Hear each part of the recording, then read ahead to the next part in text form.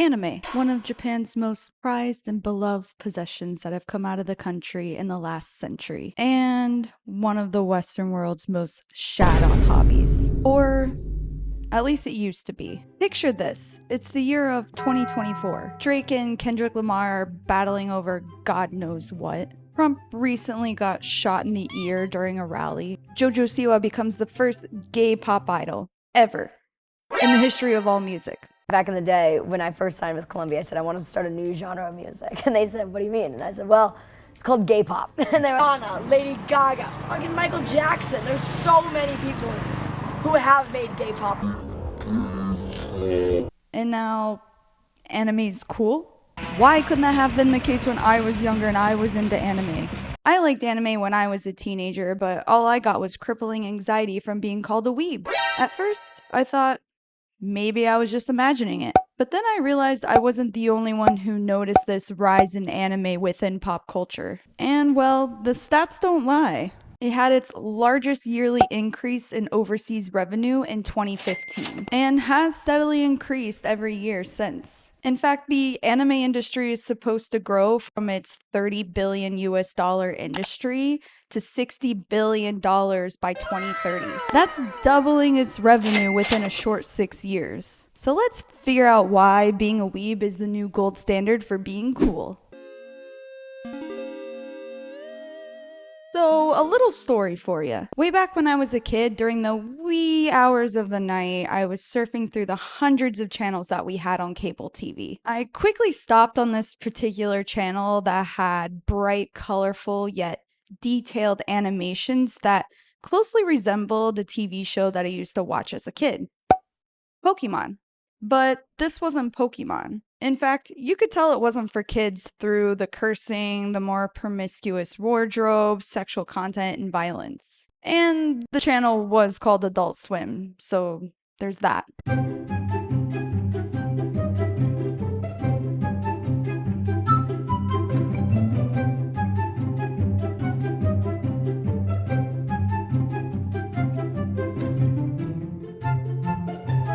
I was so mesmerized by this TV show, to which I eventually figured out was called Inuyasha. I had seen other anime before, but it was more geared towards kids that had a huge audience in the Western world, like Pokemon, Dragon Ball Z, and Sailor Moon. But there was a whole nother world of anime that I hadn't been exposed to until this moment. To my knowledge, in the 2000s, Adult Swim was one of the very few channels, in the US at least, that used to regularly play these more mature anime TV shows. But they were only played late at night from 10 p.m. until the early morning hours. This was pretty much one of the only few ways to discover these kind of anime shows during the time. So what is the big difference between then and now? Can you guess? The internet! With the rise of the internet, anime became way more accessible to the rest of us. Now, I'm not 80 years old, so there was internet when I was a kid, but the biggest difference is that we didn't have streaming back then. I was either waiting for TV episodes to be released on Adult Swim, or I was buying these expensive-ass DVD sets at Best Buy with the little money that I had. The closest thing I got to streaming in the 2000s was watching illegal uploads of anime on YouTube. Whoops. Am I allowed to say that here? Now there's a plethora of streaming services to watch anime. Some even exclusively only streaming anime like Crunchyroll. Just taking a look at Crunchyroll's subscriber count over time, we can clearly see it is rapidly growing in the last few years. These guys aren't some small fries. They're up there in revenue with Netflix. Hell, even Netflix has a large category of anime. They've released several successful live-action anime movies such as Cowboy Bebop and One Piece. Streaming has also allowed for anime episodes to be released a lot sooner, especially when we're talking about the Western world or places outside of Japan. Adult Swim only played English dub episodes, meaning the network and its viewers would have to wait for the Japanese episode to be released, translated, and then spend several months to be dubbed with English voice actors. This process sometimes took months or even years after the original release in Japan. And all that waiting just to get the awful English dubs. Yeah, I'm actually watching the dub. I would normally never watch dubs. I only watch subs. Oh, well, I'm glad you're enjoying it. I didn't think for a million bajillion years I would ever watch a dub. Also, side note, now I don't want to hate on all these amazing, hardworking English voice actors. It's more so to do with the poor English translations. And honestly, some of the emotions within the Japanese language just cannot be properly done within English. Speaking of the internet making anime more accessible to us, the internet also brought us the new concept of social media. As a young tween, there was no algorithm to introduce me to anime. There weren't known celebrities or brands doing endorsements for anime either. And with the rise of the internet and particularly social media, microtrends have really become more prevalent. This is more apparent when talking about microtrends within the fashion industry, popularizing fast fashion and trendy aesthetics that only last a couple weeks on TikTok. Think water talk, book talk, strawberry girl aesthetic, trad wife, mob wife. It isn't all bad though. Simply put, the internet has made a vast amount of niche interests more widely available to discover. We have seen this phenomenon happen with K-pop as well. Korea has pumped serious money into K-pop since the 90s, but it is now reaching a wider Western audience in the last 5 years than it ever has. An interest that used to be difficult to find other local enthusiasts, you can now find an online community for. There are subreddit threads, Discord servers, and Tumblr communities. Think furries. Do you think it was easy for furries to find other furries back in the early 2000s if that was your thing? Go ask your mom or dad if they know what a furry is. I guarantee they know what it is now thanks to the internet. And if they say they don't believe them. But like, if you don't actually know what a furry is, I recommend not looking it up in public. Just a fair warning. Social media has played a significant role when it comes to anime and how it's been more popularized and accepted. There are, of course, your typical reviews and recommendations, cosplay dedicated accounts, dancing, and of course, viral trends and memes that have come out of anime culture. When it comes to social media, it has become a large playground for brands and marketing. This is why when Mr. Beast has an ad read, he has an impressive payout in the millions. Yeah, and sponsorship. Yeah, those have gotten crazy. I'll tell you over or under. What's the most you think I've gotten for a brand deal?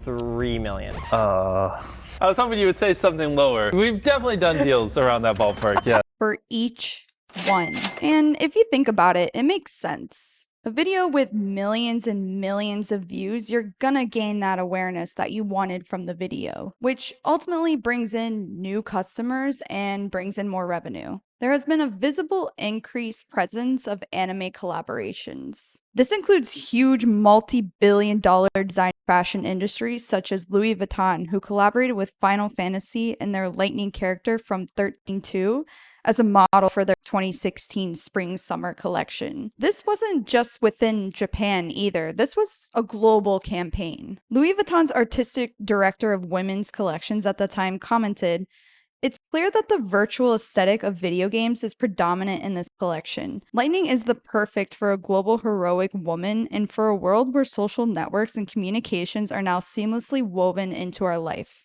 This comment right here just proves that it's worth trying to collaborate with these kind of niche interests in order to grow your audience and demographic for a brand. In 2021, another renowned designer brand, Gucci, also did an absolutely adorable collaboration with Doraemon for its 50th anniversary of the anime. But it's not just designer brands. It's also the casual fashion brands as well, such as Adidas with Dragon Ball Z and Bape with One Piece. Toyota took advantage of its well-known AE86 model that was used in the racing anime series Initial D to advertise their new GT86 in 2018. Oreo came out with a limited edit Pokemon cookie in the US even just this past year. Although Pokemon is definitely not a stranger when it comes to collaborations over the last few decades. I've even seen several different anime series being advertised on our streetcars around Toronto, like Jujutsu Kaisen and Kaiju Number 8. And lastly, while not specifically a collaboration, McDonald's made exclusive anime content with a famous animation house earlier this year called WcDonald's. At least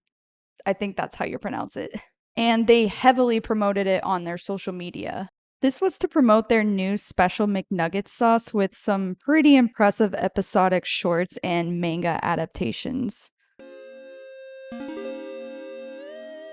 There's no easier path to fame than to be endorsed by someone or something that already has a large fan base, or at least a lot of eyes on them. I'm looking at you, Kanye. Back in the 2000s, I wasn't hearing about Britney Spears' favorite manga or Brad Pitt's favorite anime series. It was just so unheard of for something so foreign to a celebrity of that size back then to be mentioning something like anime. Not to mention, though, celebrities and influencers do have much more of a voice in the public now that there's social media, such as Twitter. Megan Thee Stallion has shared her love for anime series like My Hero Academia and JoJo's Bizarre Adventure on Twitter. And she does cosplay often. Even the illustrator of My Hero Academia admitted that the character Rabbit is based on herself. Michael B. Jordan has also been very outspoken about his passion for Naruto, in which he actually collaborated with Coach to create these t-shirts, jackets, bags, shoes, and more. Double whammy for this video, designer and celebrity endorsement. Elon Musk has tweeted about his favorite anime series such as Evangelion. Evangelion.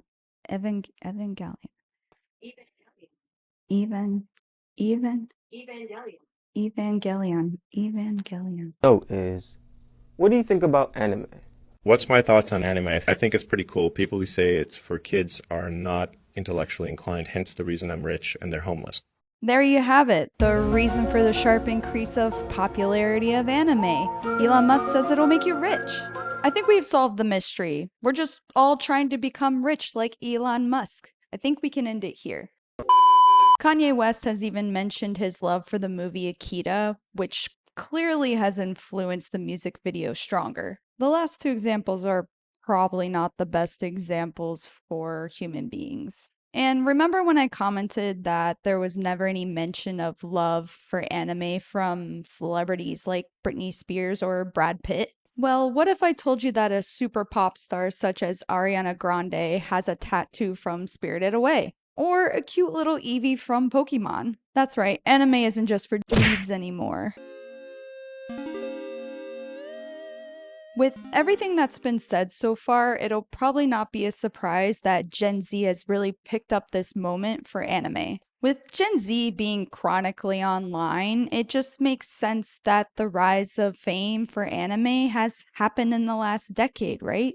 Well, according to research done by Polygon, 42% of Gen Z watches anime on a weekly basis, while millennials, Gen X, and boomers trail way behind. I mean, Gen Z has a third more of watch time of anime than even millennials. I was just born in the wrong era.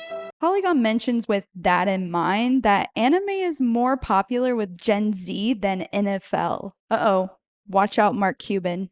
Oh wait, he owns the Dallas Mavericks, the basketball team. Not NFL, whoops.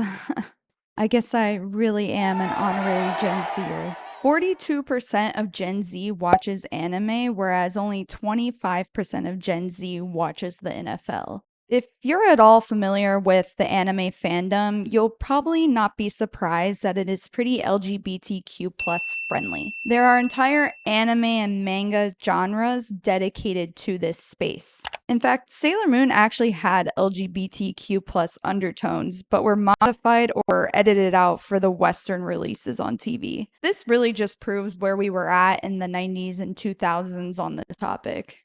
If we look at the orientation of Gen Z anime fans, 39% identify as LGBTQ+, compared to the 16% of the general population. As society has become more accepting of this community and that anime can be an LGBTQ plus friendly fandom, it only makes sense that it would grow in popularity. Gen Z also highly credits that anime had an influence on their identity, style, and friendships versus other generations. Is anime truly cooler now? I don't know if I can objectively or definitively say that, and maybe cool is the wrong word, but what I can say is that it has made its way into mainstream media, and that is largely due to Gen Z. I think it's also safe to say that it has generally become more acceptable to like anime than it has in previous generations. There are many factors such as the internet, celebrity endorsements, and societal shifts that have made significant impacts on how anime is perceived today. Selfishly, it's just unfortunate that it happened so long after I started watching it. Maybe I should get back into anime. Do you have any recommendations for me to watch? Comment down below. As always, thanks for watching until the end. Make sure to hit that like button, subscribe to my channel, and hit that little bell notification to be notified when my next video comes out. I love you all, and I'll see you all later. Bye!